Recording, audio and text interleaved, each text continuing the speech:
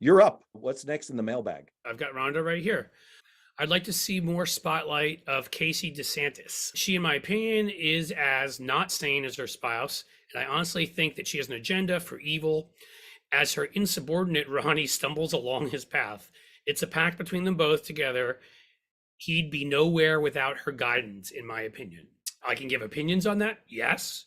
I don't think there are many cases where you see these political families rise. I think there's an exception here and there.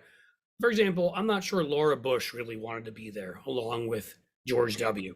Actually, yeah, there's a few cases like it, but a lot of the time it's a co-equal marriage where both partners, whether we're talking about a woman as the candidate or a man as the candidate, they want the power, or that's part of what drew them to each other.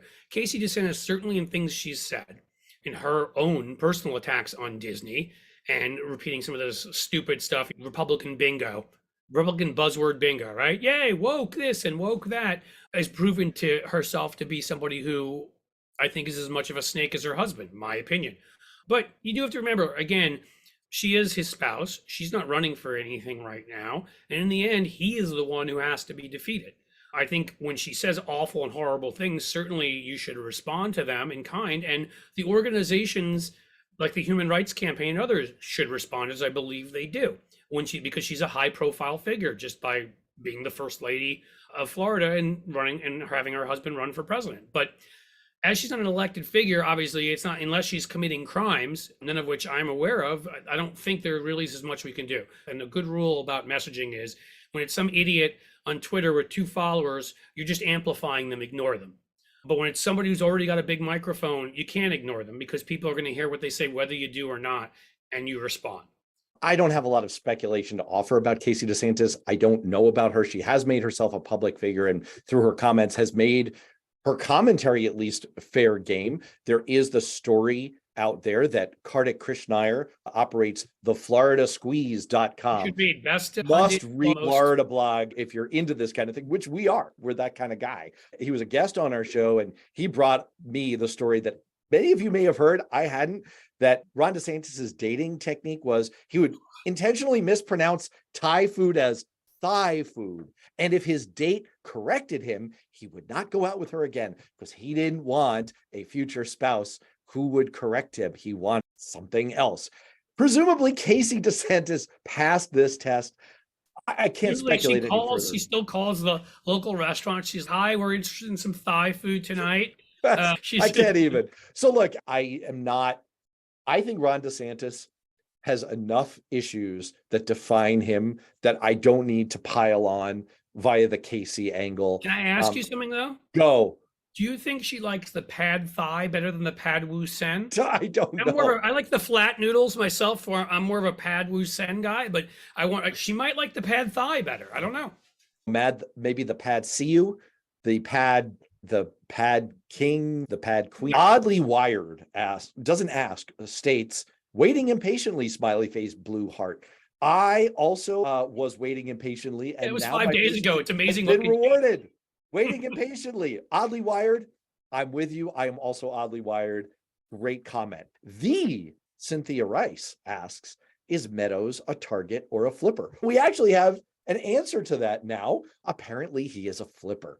And we know how Donald Trump loves a flipper. And you guys remember Bubbles from SpongeBob? Oh, yes. She doesn't have. Wait, or do you mean Bubbles from The Wire? Oh, I was going to Bubbles from SpongeBob, who's a dolphin flipper. I was making a little. Oh, Bubbles on The Wire also flipped on his drug network. Look at that! See, amazing! Wow. Apparently, your name is Bubbles. There's something in some way. Whoa, SpongeBob is doing some heavy stuff these days. My goodness. They had, it would be cool if they merged SpongeBob and The Wire and made like Bubbles the same character. But, oh my gosh, I am not nearly drunk enough for this idea. The idea we're going to do this on a Friday or Saturday night sometime with beers or wine, or I'm a big tequila fan, so we may go in that direction. But. Let me put in a plug though for the video we put out yesterday, which was MAGA Panic is the thumbnail for it. And look, this is just the Cynthia Rice brings up just a brilliant point, which is every time you see the Fox News and MAGA World crowd lose their, you know what, It's because they know how bad this is. They know. And the hits just keep on coming, from the revelations of the photos of the classified documents spilling out across Donald Trump's bathroom floor. The fact that Mark Meadows has gone in and apparently turned state's evidence, we now seem to know. The fact that his attorney they pierced attorney-client privilege and forced his attorney, Evan Corcoran, to turn over his contemporaneous notes. And those notes are devastating. When you do illegal stuff, I learned this growing up in New York, as Matt grew up in the area too, with John Gotti's attorney. He had this one main, like, bulldog, gruff, always angry attorney, and the way one of the ways they finally got Gotti is they pierced the attorney-client privilege, because when you catch a lawyer breaking the law, yeah, you're no longer a lawyer. Yes, under the crime fraud exception, you may not use that as a get out of jail free card, literally, because you're covering up crime or fraud. He's a flipper. It's awesome. All right, your turn. How can we place on the ballot to have term limits? This is from Lori Cataldi. Thank you for the question, Lori. How can we place on the ballot to have term limits for Congress, Senate, and especially the Supreme Court? That is very difficult. You would need a constitutional amendment. You could, in theory, pass for the Supreme Court. I will admit that I'm of two minds. I spent about a decade as a staffer in Congress, and I have to say, now this has changed.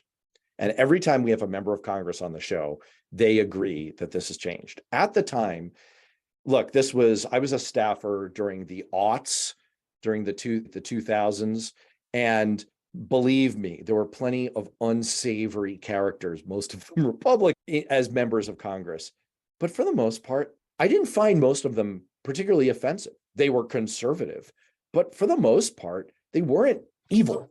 I think that has changed. They had bad policies that I would disagree with. They had a philosophy of government that I would mostly disagree with. Very hard to find more than 10 or 12 of those in all of Congress on the Republican side now. I think what often happens when we think about issues like term limits is that what we're thinking of when we say term limits is there are these awful people in Congress now or on the Supreme Court, and we want to get rid of them, and term limits would be a way to do it. I'm not sure that I like term limits as a blanket measure. Think about how effective Joe Biden has been, arguably the most effective president in his first 2.5 years in the last 50, perhaps the last 100 years. And that doesn't happen by accident. It happens because of experience. It happens because of expertise. I happen to think that expertise in government is a real thing, that it matters. And I think we're seeing the evidence of that right now. The deal that he was just able to cut with House Speaker Kevin McCarthy on the debt ceiling is a perfect example of, you have the experience of, yeah, it's 50 years as a senator and vice president and president. But that experience you've been able to bring to bear and giving negotiators. We just had Ryan McConaughey, who was Chuck Schumer's right-hand man on policy, on the show. And he said the same thing. It's, look, he had the wisdom based on that experience to be able to let senators breathe, to give negotiation space, to know where to insert himself, to know where not to insert himself. Yep. And that's how President Biden and congressional leaders like Nancy Pelosi, who's been around for forever, Steny Hoyer, been around forever, Chuck Schumer, been around forever. That's how, we're winning because of our experience. And so I'm not sure that I love term limits. I give a counter to that, but a respectful counter. I feel like with all of our government, you've brought up the Supreme Court, the way we separated powers, the way we said you have the judiciary you brought up earlier has to be separate over here. Everything has a positive and a negative, and there's no perfect system, right? The folks who jumped in and wanted term limits of 2 terms for a senator, I don't think that's enough. And I would agree with you there. I'd say you want folks who can build the kind of profiles, experience. Just like you, I worked on campaigns, never worked on Capitol Hill, but my wife worked for Dick Gebhardt back in the day. I know it from that angle too, the importance of having that experience, of knowing how things work. But here would be my counter. I'd say, one, Mitch McConnell and Chuck Grassley also have that experience, right? Which has been a problem because they've used it for evil. 2, I would say that there is a way, I feel like, to do this where you can get the best of both worlds. And to me, that is the number I chose by thinking about it is 18 years. And to me, I think if you can say, we do things in threes in society now, but I think if you gave a senator 3 terms and then you also gave members of Congress 9 terms, as opposed to saying 6 terms for a member of Congress, or some only wanted 3 terms for a member of Congress, which is ridiculous, right? I think an 18-year or 3 terms for the Senate, 9 terms for the House, 36 years overall, you couldn't go back. I think that's enough years to build up a lot of experience and to become a terrific legislator, while also making sure that we have new blood come in and don't allow to get to a point where the McConnells and such where incumbents have such an advantage in winning that knocking off an incumbent, particularly in a Senate race, is so difficult. I guess the only thing, and we should move on, we're going to have to go into the rapid fire lightning round of the mailbag. But look, I guess what I'd say is, what problem are we trying to solve here? If the problem is there are people we don't like occupying these seats, there's a better fix than term limits, because term limits hits both sides equally. The better fix is things like getting rid of gerrymandering and other kind of election-focused reforms that help people's actual opinions get expressed in who they elect.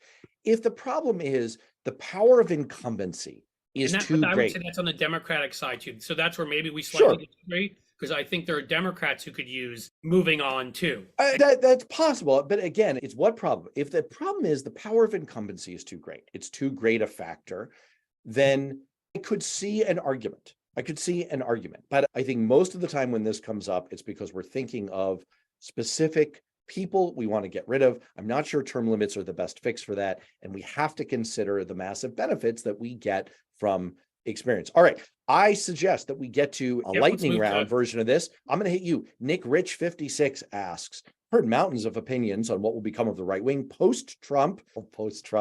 Yeah. Is there any chance that thinkers can replace stinkers? I'm sure you're thinking there of the Will Ferrell. Do you want the thinker or the stinker? Go ahead. Is there any chance? No, I wish there were. I think at this point, the entire apparatus has been, I compare it to, if you've watched Last of Us, the cordyceps fungus infection that has spread. I know that Charlie Pierce likes to call it the prion disease that's infected the Republican Party. Call it whatever you will. The problem is that Trump wasn't the creation of this. He exposed something that was already there. Mitch McConnell stole Supreme Court's seats before Trump ever got there. There was a weakness in the Republican Party. It was exploited by right-wing forces. It was made worse by big money and other things that the Supreme Court unleashed, and it allowed the charlatans to step in. I think that there can be a replacement, a new center-right party. I think they could take some of the apparatus of the old Republican Party and incorporate it into that, rebrand, do some things. I don't think right now in this current situation, because if he steps away, the voters have been radicalized by Fox News and talk radio, and they're still being radicalized every day and by big money. And so if it's not him, it's DeSantis who's shown his fascist tendencies and his cruelty in Florida, or it's Greg Abbott who's shown the same. There's so many other, Jim Jordan, Marjorie Taylor Greene, Lauren Boebert. I can almost name them as fast as this show can go. And so there has to be a complete wipe the slate clean moment. And my hope would be a 1932 or 1934 style FDR, just absolute destruction coming up after Trump's indicted and hopefully more and imprisoned, and other Republicans get in trouble, where we can clear enough space that those among them, maybe it's the Mitt Romneys and a few of these other folks, can get together and maybe under some other banner try to create a center-right party, because we do need that in a democracy that can compete with actual ideas. I don't think this iteration of the Republican Party can do it. I agree. There's an old joke. How many psychiatrists does it take to change a light bulb? The answer is only one, but the light bulb has to want to change. The Republican Party is a light bulb that not only does not want to change, but can't see its way clear to how it can do that. The reason we continue to see the domination of the MAGA portion of the Republican Party, which, believe me, they are dominating. Just look at the behavior of the entire leadership of the Republican Party in response to the unfathomable crimes of Donald Trump and the way they defend him on Fox News. That response is driven by the fact that electorally they know they need the MAGA portion of the party, even though it does not actually represent a majority of Republicans. Look at Republican leadership. They act as if the majority is MAGA people. It's because they cannot win elections without that portion. And that means that they need to move until they become a light bulb that wants to change and they find a new pathway to electoral success that doesn't depend on these people. They are going to continue to maintain absolute leverage and control